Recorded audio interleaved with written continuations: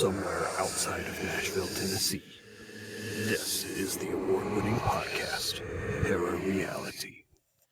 Good evening, everybody. Thanks for listening tonight. I am Sandman, and I'll be your guide through this strange realm of ghosts, cryptids, UFOs, aliens, conspiracy theories, and other unsolved mysteries that I like to call ParaReality.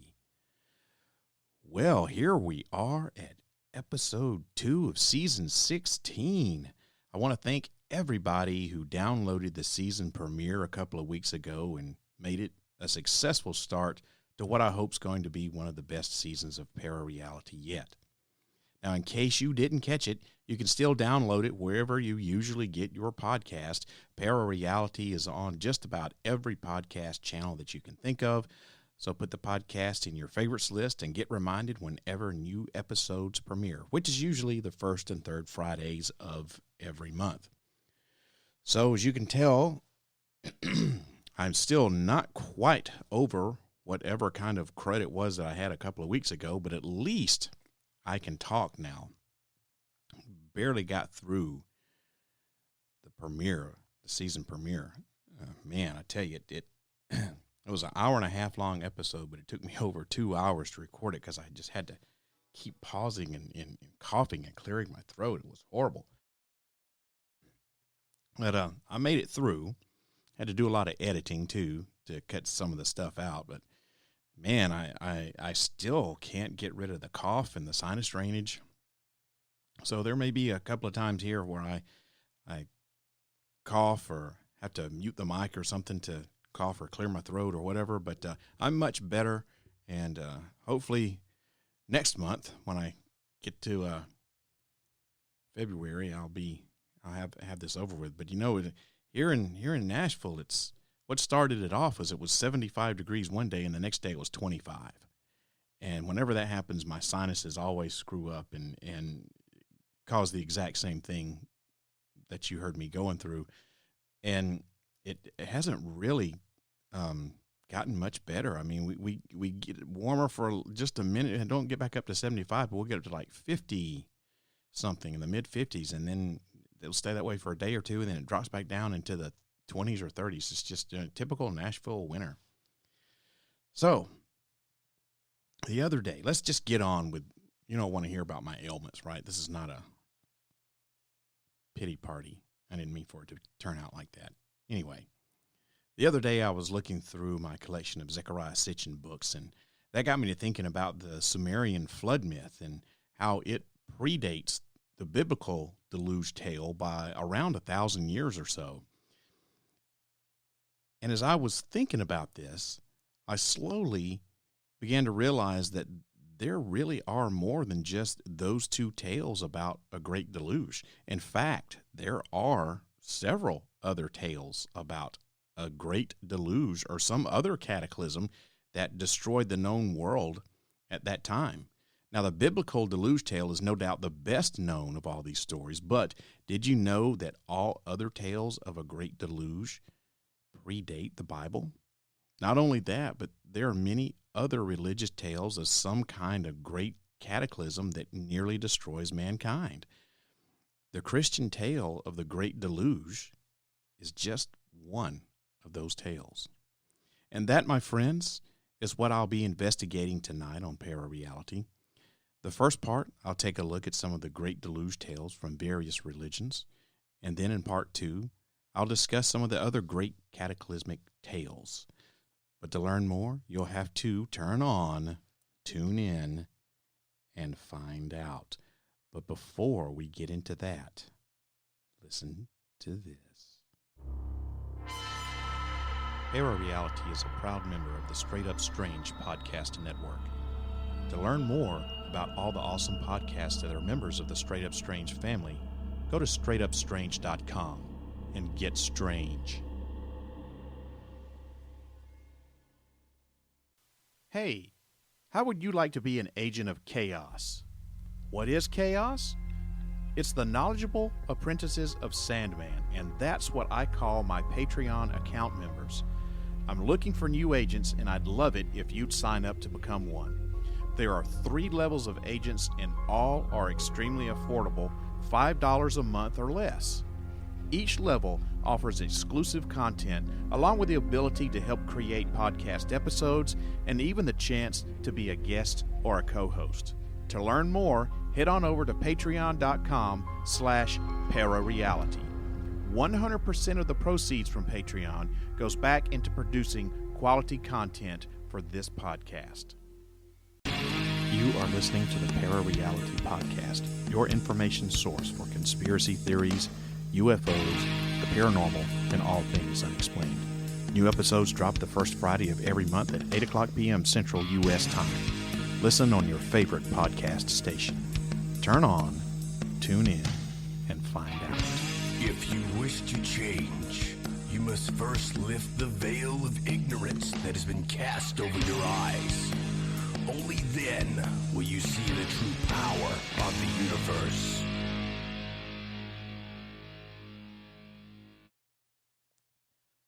The study of comparative mythology allows us to see similarities in narratives across cultures, to see common experiences, and to identify patterns important to the human experience. The myth of an epic disaster in ancient history, for example, is shared by many cultures. A lot of these cultures tell of the existence of a great civilization that was wiped away by some sort of gigantic cataclysm. Usually, that's a flood. We have accounts in several places of great floods that happened in ancient times. These cataclysms are described as, quote, the acts of the gods, who were displeased with humans, usually about something like our immorality or some sort of rebellious phase that we were going through, so they send down a flood. And a flood has a kind of purging and cleansing effect, right? So the old is wiped away and the new is made possible. And perhaps the most well-known flood story is the one found in the Bible. In the time before the sons of God came down to earth, there were on the planet beings called shining ones. They were like angels or maybe even fallen angels. They came down to earth, found our women very attractive, and they took them for mates and produced children. The children were giants, and they were called the Nephilim. And everything was all right for a while down here on planet Earth.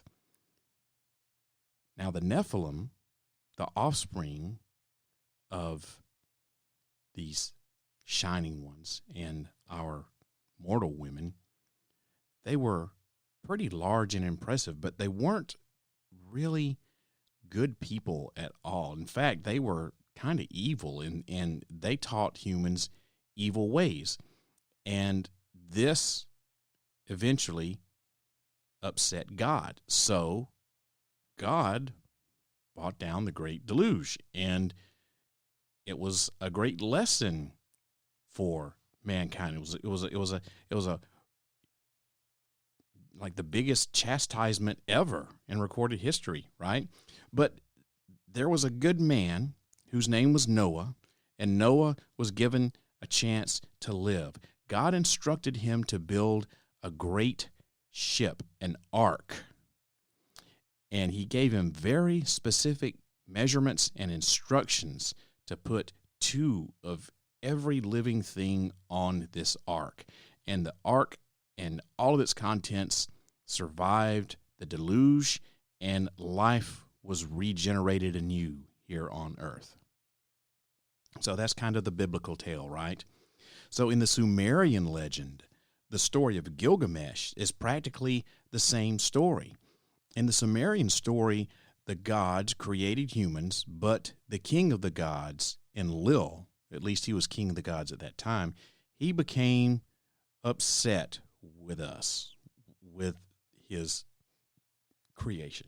It really wasn't his creation. It was his half-brother Enki's creation, but I digress. So Enlil was the chief god. He became annoyed and upset with us humans, and he brought about drought, and he brought about pestilence, and it didn't change our evil ways. We still didn't conform. We didn't behave.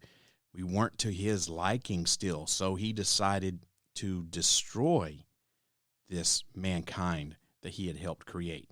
But his half-brother, Enki, who really was responsible for making the humans, he was known as the creator god.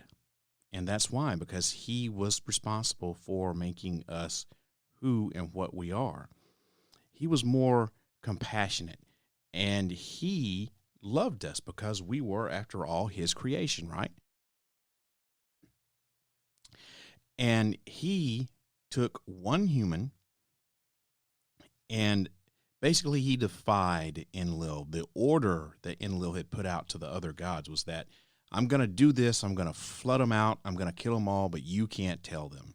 So Enki, the creator god, half-brother to Enlil, defied Enlil. And he didn't necessarily go and tell us what was going on. He chose one human whose name was Utnapishtim, which is akin to the biblical Noah. He chose Utnapishtim to be his chosen one, I get, for lack of a better word. But he couldn't directly tell Utnapishtim what was happening. So he would go and sit outside of Utnapishtim's tent at night and talk to himself and say things like, oh, what if there was a great cataclysm, a great deluge? What if a flood were to come and wipe out all mankind? What would mankind do? How would they survive? Well, first they would have to build an ark, and this is how they would build it, and blah, blah, blah. And he would do this night after night, sitting outside of Utnapishtim's tent, talking to himself. And the whole while, Utnapishtim was in the tent listening, taking notes. So while Enki did not really overtly defy Enlil, he did nonetheless disobey Enlil's command. So he basically warned Utnapishtim to prepare an ark. He warned Utnapishtim. He told him how to build the ark to certain dimensions to survive the deluge, just as in the biblical story of Noah. And this was 1,000 years or so before the supposed biblical flood.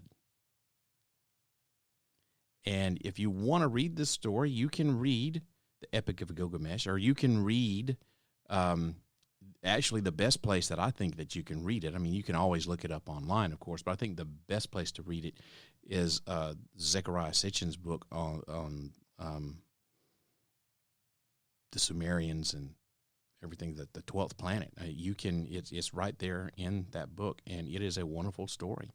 And it predates, it pretty much goes hand in hand with what was told about the biblical deluge, except it predates it by, like I said, about 1,000 years. So it looks like the biblical deluge tale copied this Sumerian legend of a flood, at least in my eyes, and a lot of other people's eyes too. So another story about the flood would come from Plato. Now, this is a little bit different, but you're gonna say, Plato, didn't he the guy that talked about Atlantis? Yes, he was a great philosopher, and he did write about the destruction of the great continent of Atlantis, the great civilization of Atlantis. Atlantean culture developed advanced technology, but because of this advanced technology, they grew lazy, and their character wasn't so good, and the gods did not like what they had become, so they were basically punished for it. Atlantis was done in by its own hubris. That is because of the progress, because of the achievements, because of the genius that was Atlantis. Arrogance started sneaking in there, and they started using their great power to conquer their neighbors. not for any other reason than just for the sake of domination. The Atlanteans started to take their advanced technology and their great knowledge for granted, and they used it without any kind of moral compass. So Poseidon, who was involved in the creation of Atlantis, and you remember from your Greek philosophy, he was the god of the seas, right?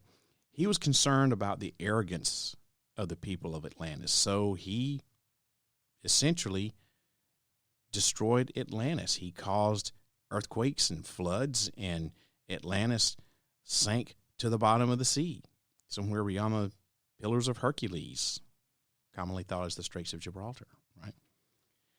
And if you look even, if you look even in more modern times, and I say more modern, we're talking about, a few centuries here, in the Mesoamerican tradition, the Inca god Viracocha rose from the waters and created people from stones.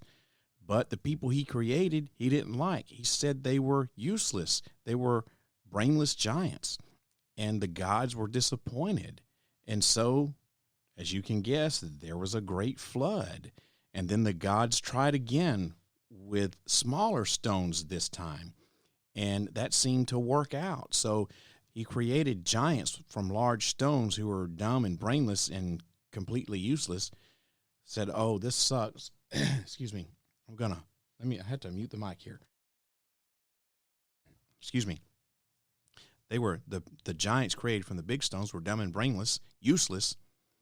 So the gods got together, said, "Oh, this sucks." Viracocha was like, "Let's flood them out, cleanse the palate, so to speak, and let's try it again with smaller stones." And that time it worked. And there's an alternate ending that two people survived the flood in sealed caves, and after the waters receded, they came out and repopulated the earth. But the other is that the gods flooded it out, and this time they used smaller stones to make humans, and that's how we got who we are today. And if you look in Native American lore, the Hopi, in their tales, the creator god was kind enough to instruct some of the people to go to the Spider Woman, and once there, they were protected by reeds from the great flood that happened, and life was able to regenerate. And in the Hopi view of the world, we need to be aware that the floods could come as they have in the past and take away everything that we have. So the Hopi are saying that there's another flood that's going to come, maybe. And there's also a story in Hindu mythology about the time that Manu was washing his hands in a river, and he came across a little fish, this strange little fish, and the fish was nervous and anxious, and he asked Manu for help. He was being chased by a larger fish, and he needed help to escape. And the little fish promised that he would give Manu something in return that would be of great value. So Manu helped him, and he protected the little fish and saved him from the larger fish. And then sometime later, this strange little fish told Manu that there was a great flood that was coming and that he needed to make preparations. So Manu did. He built a boat, and as the waters came, he hitched the boat up to the horn of this little fish who saved him by pulling him to a high mountain. And they say that the fish, that little fish, was a manifestation of Lord Vishnu, who is the great god of the Hindu religion. And by saving Manu that day, by default, he saved the entire human race. Now, one detail that shows up in many of the Deluge stories is that some kind of craft that enables mankind to survive in the flood has been created. So in Noah's case, it was an ark, and it was a similar vessel for Manu that I just talked about. The Greek story has Delusion surviving the flood in a chest that he made. And the instructions to create something like that kind of gives us, it suggests like a kind of rebirth motive there. You know, it shows that as the waters come to cleanse of all the bad stuff, that there has to be the seed of life that survives in something. So that's a craft of some sort, right? It has to be a boat or a chest or something like that. That's the seed of life. And then after the waters recede, the seed of life is taken out of the vessel and planted back into the soil, and life regenerates. So the story of Delusion and Pyrrha, or Pyrrha, depending on how you want to pronounce it. Now, you know that I suck at pronouncing a lot of names, but I'm going to pronounce it Pyrrha. The story of Delusion and Pyrrha is the Greek version of the biblical flood story of Noah's Ark. That was told by the Roman poet Ovid in his masterpiece, The Metamorphoses. And like the tales found in the Old Testament and in Gilgamesh, in the Greek version, the flood is a punishment of humankind, us, by the gods, them. Great flood tales appear in many different Greek and Roman documents. Hesiod's The Theogony, written in 8th century, Plato's Timaeus, written in the 5th century, Aristotle's Meteorology, written in the 4th century, the Greek Old Testament, written in the 3rd century, Pseudo-Adolphus's The Library, written in 50 BCE, and many others are just some examples. Some Second Temple Jewish and early Christian scholars believed Noah, Delusion, and the Mesopotamian Utnapishtim were, in fact, the same person, and the various versions were all of a single ancient flood that affected the Mediterranean region. In Ovid's tale, like I said, was written about somewhere in the 8th century, Zeus hears of the evil doings of humans and descends to earth to find out the truth for himself. So he visits the house of a man named Lycaon, and he's welcomed by the people where he visits, but the host who he's staying with, Lycaon, isn't such a great guy. Now, Lycaon prepares a feast for Zeus, but he commits 2 acts of, let's just say, impiety. The first thing he does is he plots to murder Zeus. And the second thing he does is he serves Zeus human flesh for dinner.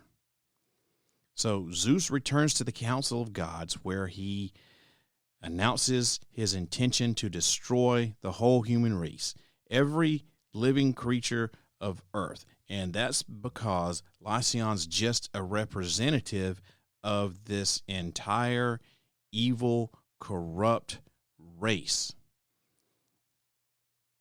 He judges everybody based upon the actions of one man, which is not a smart thing to do. But he did it anyway. So Zeus's first act is to send a thunderbolt to destroy Lycaon's house, and Lycaon himself is somehow turned into a wolf. Now, the son of the immortal Titan Prometheus, Delusion, is warned by Prometheus, his father, of the upcoming flood, this life-ending flood, and he builds a small boat to carry him and his wife, Pyrrha, who just happens to be a cousin of his, but I digress on that, Pyrrha is the daughter of Prometheus's brother, Emetheus, and the gods, they interbreed with each other. Kings did it too, royalty. It's just how it was done. So Delusion and Pyrrha survive this flood in a chest that was built, or a boat, for 9 days. And when it lands on Mount Parnassus, they discover that they're the only people who survived this. So they go to the springs of Cephissus and visit the temple of Themis to ask for help in repairing or repopulating the human race. So Themis tells them that they are to, quote, leave the temple with veiled heads and loosened clothes and throw behind you the bones of your great mother. So this is like a riddle.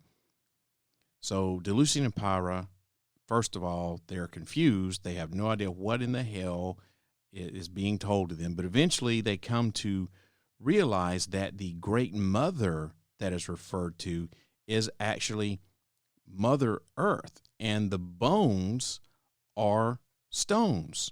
So they did like they were supposed to do, and they tossed stones behind them. And when they land, the stones soften and they turn into human bodies. Humans that no longer have a relationship to the gods.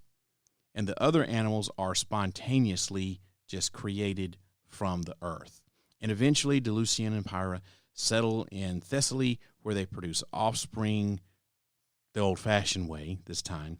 And they have two sons, Helen and Amphictyon. And Helen and he sired Aeolus, who was the founder of the Aeolians, Doris, the founder of the Dorians, and Xuthus sired Archias, who was founder of the Archians, and Ion, who's founder of the Ionians. So, as you can see, their offspring created great societies here on Earth, according to that version of the Deluge tales. So that about does it for part one in Tales of the Great Deluge. So what are we going to talk about in part two? Well, there are other cataclysm myths that we're going to talk about.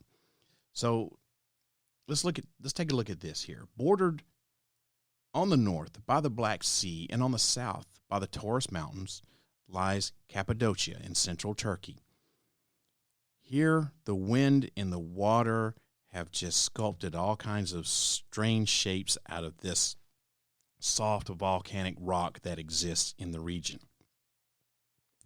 It was in this landscape that in 1963, what started out as a simple home renovation in the town of Derinkuyu, this led to an extraordinary discovery. The homeowner found a vast underground city that was thousands of years old and more than 280 feet deep below his home, just because of a simple home renovation. I mean, you hear stories and read stories all the time on the internet about, so-and-so, looked behind the medicine cabinet and found a secret room, or so-and-so was doing a home remodel and found a whole entire secret room up in the attic. I read one of these stories just tonight, as a matter of fact. A guy found a secret room in his attic that had electricity and a floor and all that sorts of stuff, but was just walled up. So, you can believe it or not, I don't know.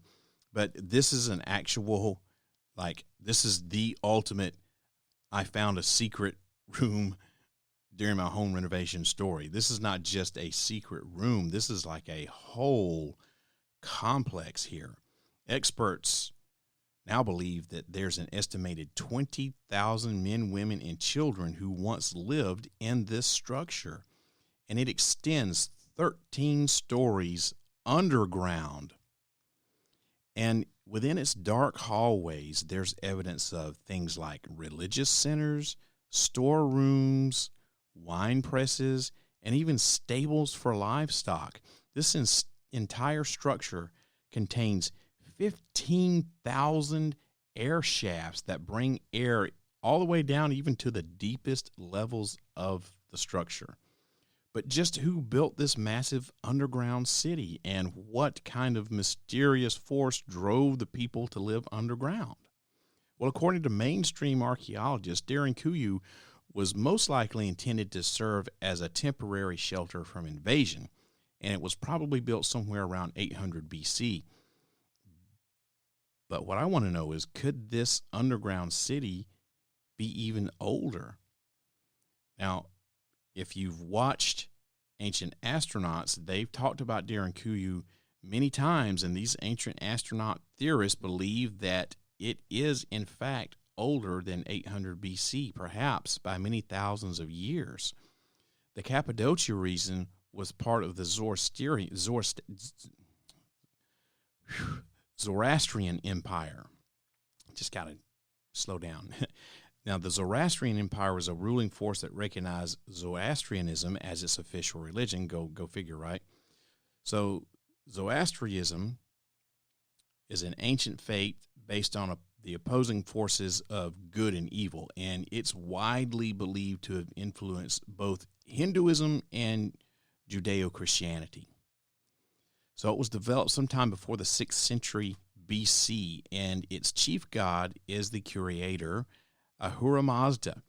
And in the 2nd chapter of the Zoroastrian sacred text, the Vimanas, Ahura Mazda saves humans from a worldwide environmental disaster, pretty much like the story of Noah in the Hebrew Testament. Now, according to these sacred texts, Ahura Mazda instructs the great prophet Yima to build a kind of underground refuge, very similar to Derinkuyu, and Yima built a multi-level underground city to protect a select group of people and animals, not from a flood, but from a global ice age. The Vimanas calls this the evil winter, and according to many mainstream climatologists, the last ice age peaked around 18,000 years ago and ended around 10,000 BC. So is it possible that Derinkuyu was built as a refuge from this global winter, this great ice age? It's possible. Could the sky god Ahura Mazda have been an advanced being from another world? Maybe. And if he was, did he provide the technology needed for his followers to build this complex labyrinth as protection from environmental disaster? Well, if you want to believe the ancient astronaut theory, it is possible. So beyond shared stories of cataclysm, cultures all across the globe have paintings, murals, and sculptures that seem to depict something like space travel or air travel long before any kind of technology like that existed. From India to Peru, really in every great culture, there are carvings of scenes that seem to depict a person on a flying craft, or stories of a great flying platform of some sort, or huge flying birds that are somehow ridden upon, and they sound more like vehicles than they do animals, from just based upon the description of the sound. There's a mural in a church in Kosovo that shows something like a satellite or a spacecraft, and they look like you remember the Sputnik, one of the first Russian satellite, looks like the Sputnik satellite.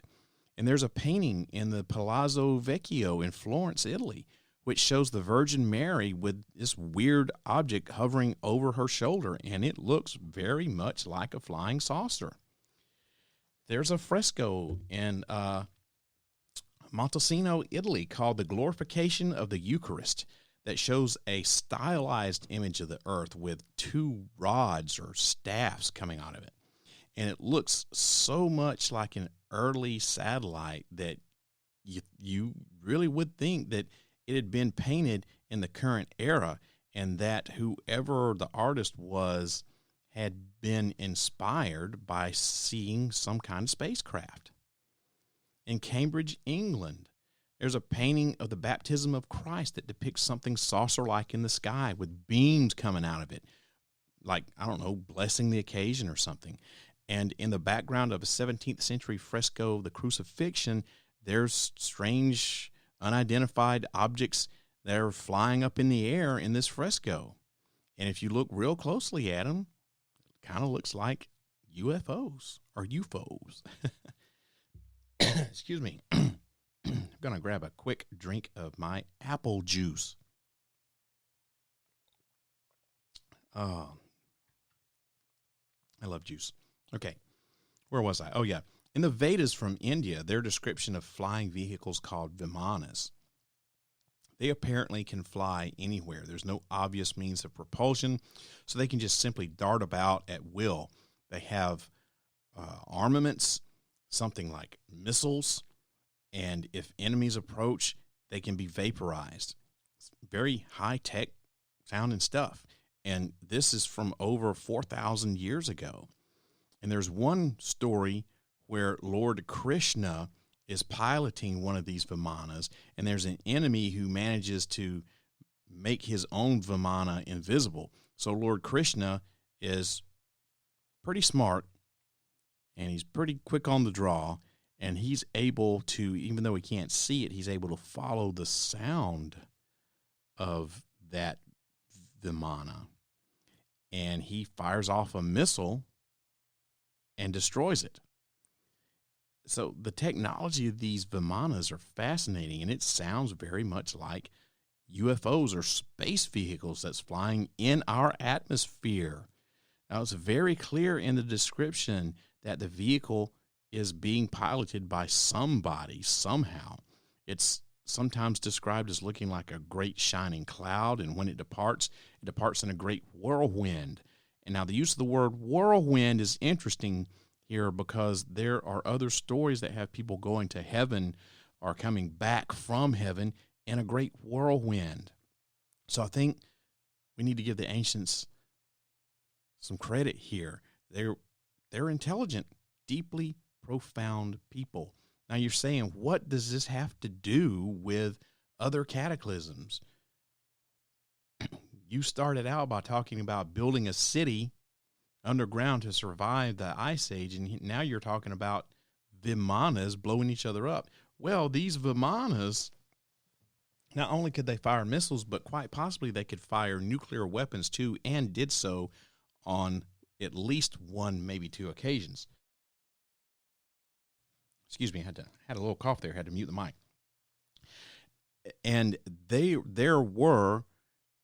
are recorded incidents where whole groups of people were wiped out because of these Vimana wars.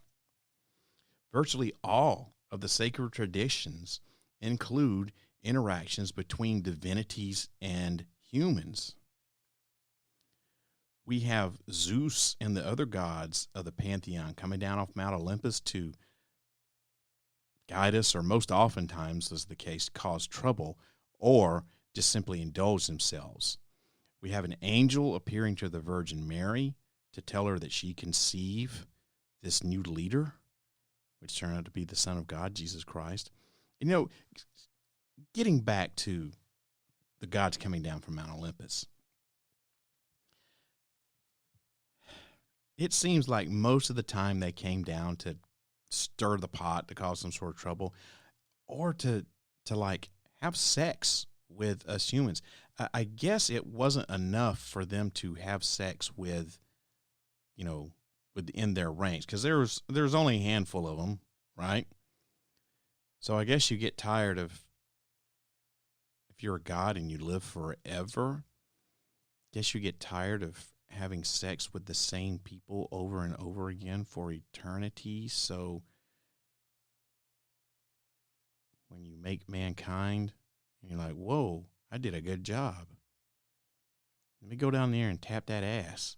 Yeah, I mean, Zeus did it, So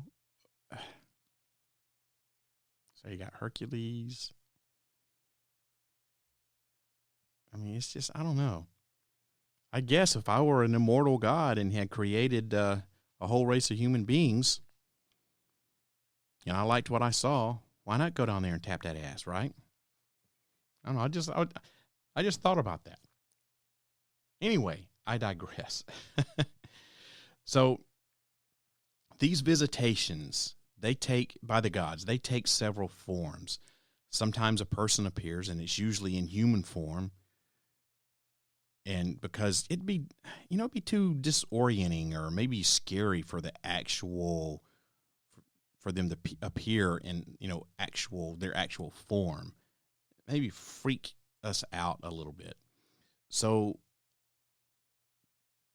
this entity, this deity, appears as a person and gives some kind of guidance or message to us humans. Appearances by angels in Western mythology go back to around the 7th century BC, which is a ways back. Now, Hindu philosophy also describe angel-like beings. The devas are creatures that can't be seen, but they have great powers. Like angels, they can fly through the sky, and like angels, they have a different classification system. Some of them even interact with us humans. However, the devas are not immortal. They do have very long lives, but they don't live for eternity. Excuse me. They're not omniscient. They know a lot of things, but they don't know everything. They aren't the creators of the world. They're divine, but they're more like, local gods, for the lack of a better term. In fact, when they take physical form, they're very much like humans, a little bit larger than us, but more like us than not. And they are intermediaries. That's their importance here. An angel is also an intermediary, and the word angel means messenger. Now, in the Quran, there's a fascinating category of creatures known as the Jinn, and the English word is genie, and it's actually derived from the Arabic word jinn. The Jinn are ancient. They were here way before we were. They have free will, unlike the angels who must do good or must do as God commands. They're capable of being either good or evil. They have this free will, and they live in a kind of parallel dimension all of their own, but they can interact with us. And they're powerful entities that you want to have on your side. They can do powerful and metaphysical things. But on the flip side of the coin, they can also do dark things. Shaidans, the dark element within the Jinn world, are dedicated to purely evil or troublemaking. And many of the stories about the Jinn focus on a mortal striking a deal with or trying to trick a Jinn, which results in serious consequences. So we have all of these stories about cataclysms from different cultures, and all these stories about angel-like beings from different cultures, and they all do the same thing. They all say basically the same thing. The divine beings, these angels, for lack of a better term, they're here to either guide us or cause controversy. The cataclysms that's going to destroy mankind, it's either a great flood, which is most of the cases, or some other type of global cataclysm. Yet the gods, or the biblical God, the one God, takes pity on a certain human and his clan or his family and instructs them how to survive. Here's what you need to do. You need to build this ship, build this city, build this chest, go here, do that, gather this. They're all the same. Doesn't matter what religion you look at, they all have tales of some sort of great cataclysm, most oftentimes a flood, that destroys civilization as it was known at that time. Yet somehow, miraculously, there's one small set of humans that survive to repopulate the earth. The earth is evil. What's happening is bad. The great flood, or what other cataclysm, comes through and cleanses the earth. But prior to that, you have a seed of life that is planted in a vessel that survives the flood or cataclysm. And after this is over with, the seed of life is taken out of the vessel and planted into the new soil that's left by the cleansing waters or the cleansing cataclysm. And then new life springs eternal, which leads us all the way up to where we are today. You have that same theme in every religion in the world. And what I've touched on is just the tip of the iceberg as far as all that goes. So in conclusion here, great turning points in world history have been associated with visitations by supernatural beings. They're either going to help a leader, a priest, or a hero make some kind of key decision, or help him out, or help her out at a key moment. They might even give these leaders extra powers so they can accomplish some extraordinary things. For example, the Islamic prophet Muhammad was a man of modest means who lived in Mecca and would take a period of time every year to go to a cave in the mountains and pray and reflect.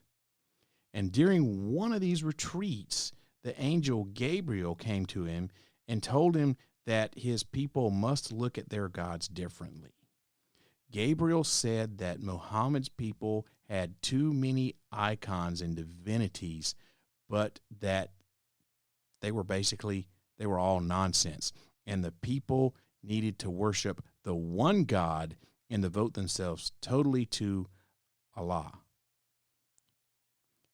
And the Quran, this extensive book with all its religious insights, was dictated from the angel to Muhammad, who is credited with authoring the Quran.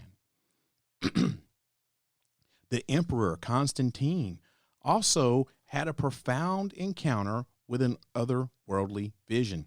He saw a flaming cross in the sky, and he took it as a sign of support from God for his upcoming battle that he was about to be in. And he said that if I am successful in this battle, I will make Christianity the religion. He was not for this to start off with. But when he saw this flaming cross in the sky, he said, this has to be support from God, and if God is with me, he will help me win this battle, and if that happens, I will make the official religion Christianity. And he was indeed successful in his battle. And he also decided to end religious intolerance in the entirety of the Roman Empire based on this vision that he had. René Descartes developed the scientific method, which is the foundation for the scientific worldview. The entirety of contemporary civilizations built on it. So who knows what we would have achieved, or what we wouldn't have achieved, I guess, over the past 300 years if we didn't have this system. And what is the source of this scientific method? His inspiration? Well, Descartes said it was a gift from God delivered in a series of dreams. These stories and continue to this very day, only in different forms. The divine being becomes an extraterrestrial or somebody from another dimension. The details vary, but the structure remains the same. We long as humans for connection with something beyond what we know. These alien visitors about whom we speculate personify that which is larger than us, that which is beyond our understanding. It's something we dread or something we hope will have potentialities that we do not yet understand. Whatever it is and whatever it means, it's something profound from a world we can't immediately see, a world more significant, a world of greater and more intense meaning. Just like our ancestors in all of these tales of the great cataclysm, insert your cataclysm here, right?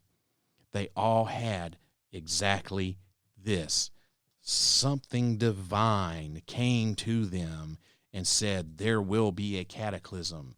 You need to prepare. In ancient times, it was always considered to be something religious. It was, it was God. It was an angel. It was a divine messenger of some sort. For Noah in the Biblical Deluge, it was God who told him.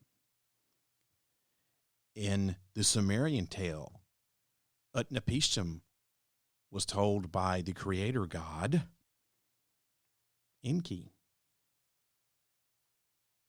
So you have all of these stories of a great cataclysm that is going to destroy mankind as a whole, as they knew it then.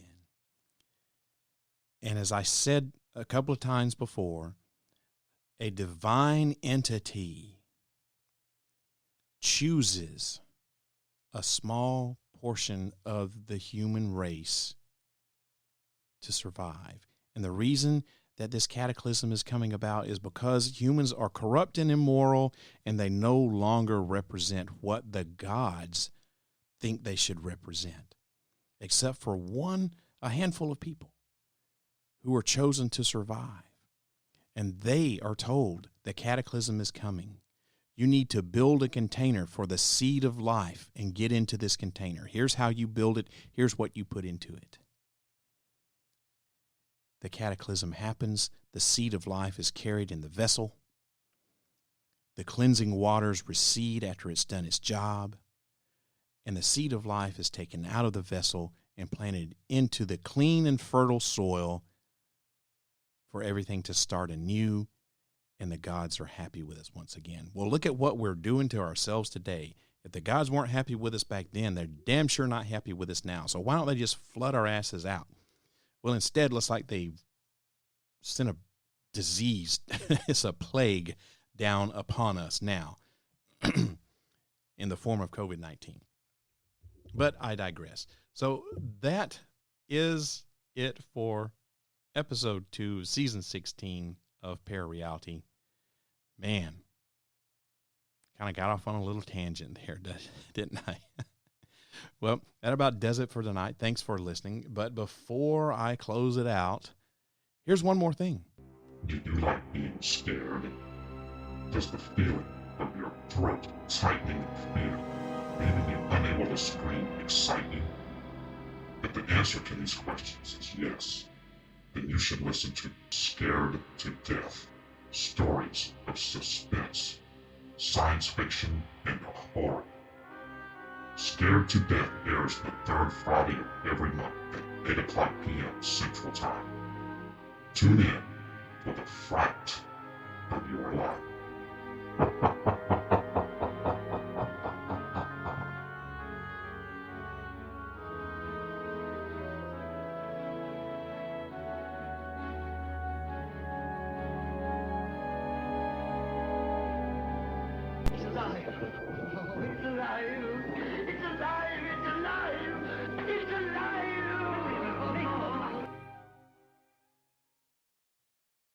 Are you fed up with the way things are going in the world?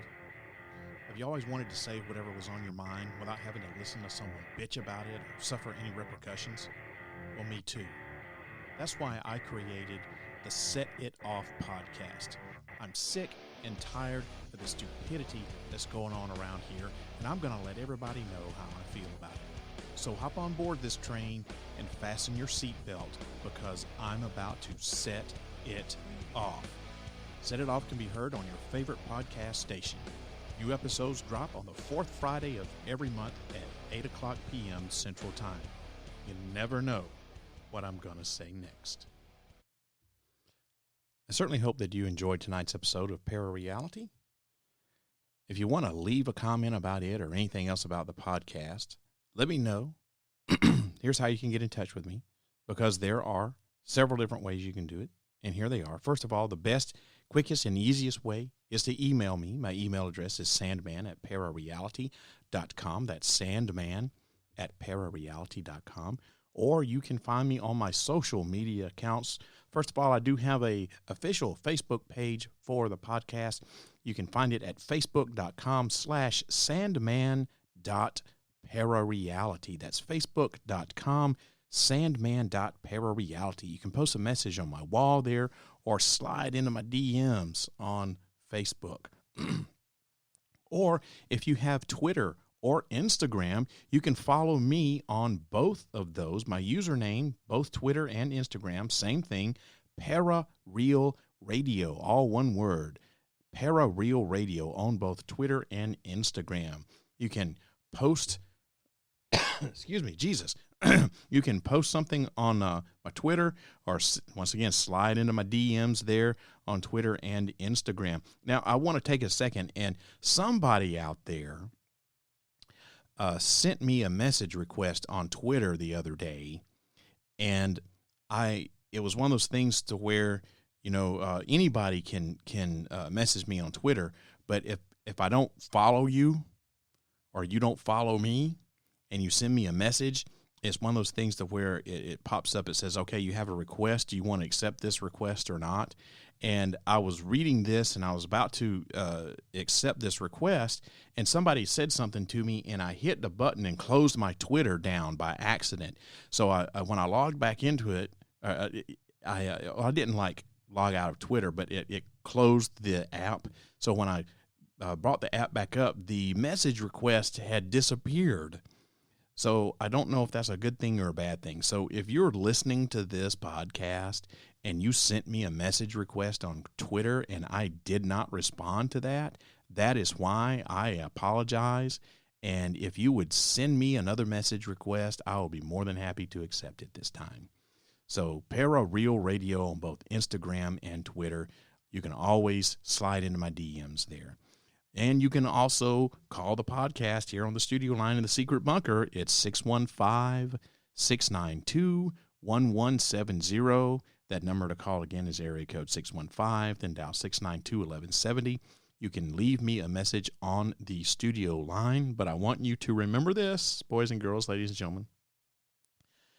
If you do decide to leave me a message, you're giving me permission to play that comment back on the podcast. So, if you don't want that to happen, you'll need to let me know somewhere in your message.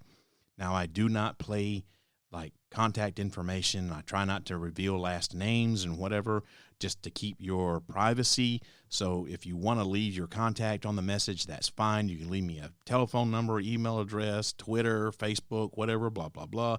I will not play that back on the air. I will not play your entire name. If you leave me your first and last name, you say, hey, this is John Smith. I will not play the Smith part back. I will play the, hey, this is John. So I will edit the message.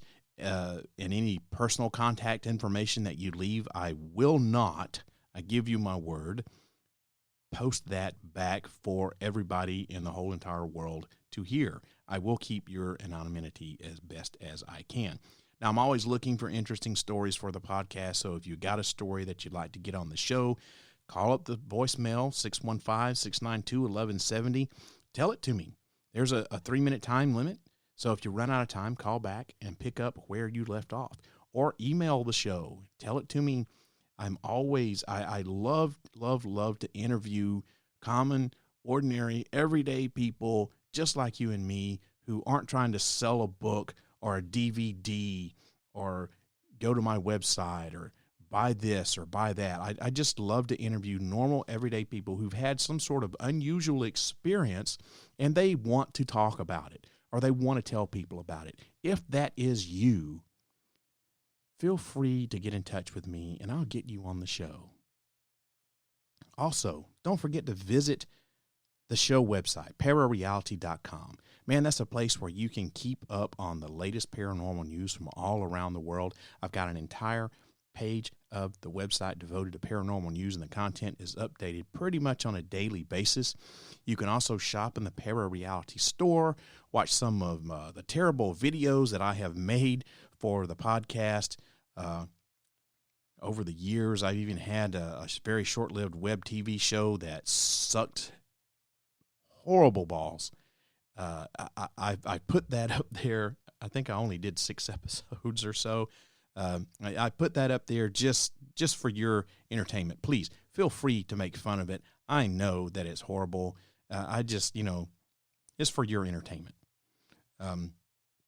You can also, while you're at ParaReality.com, you can also be sure to please visit the podcast archives. I got a ton of audio on the website from the various incarnations of ParaReality throughout the years, along with other podcasts that I do, Set It Off and Scared to Death.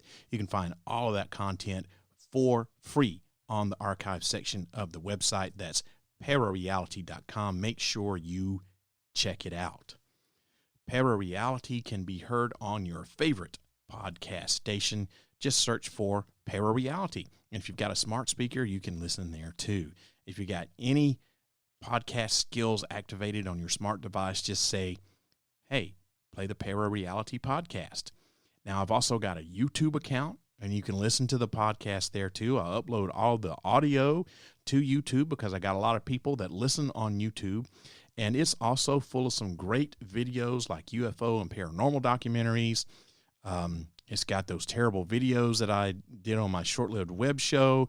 It's got a whole bunch of things up there. So to find the channel, all you got to do is go to youtube.com/user/ParaReality1. And that's the number 1. No spaces or underscores, all one word. That's youtube.com/user/ParaReality1. So those are all my social medias, all the ways you can get in touch with me here on ParaReality. Remember, the best way is to email me, sandman@ParaReality.com. You can follow me on Facebook, facebook.com/sandman.parareality.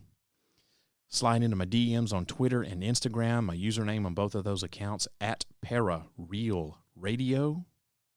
You can visit the website, ParaReality.com, or find me on YouTube at youtube.com/user/ParaReality1. So that's it. That's all the ways you can find me. Everybody, thank you for listening tonight. The next episode of ParaReality is going to air on February the 4th at 8 o'clock p.m. Central U.S. time. Make sure you turn on, tune in, and find out. I hope this podcast opens your mind to new ways of thinking, expands your consciousness, and produces a change in the way you see the world. If you wish to change, you must lift the veil of ignorance that has been cast over your eyes. Only then will you see the true power of the universe. I hope that you have a wonderful evening, a great weekend, and I'll see you again on Friday, February the 4th. Good night, everybody. If you wish to change, you must first lift the veil of ignorance that has been cast over your eyes. Only then will you see the true power of the universe.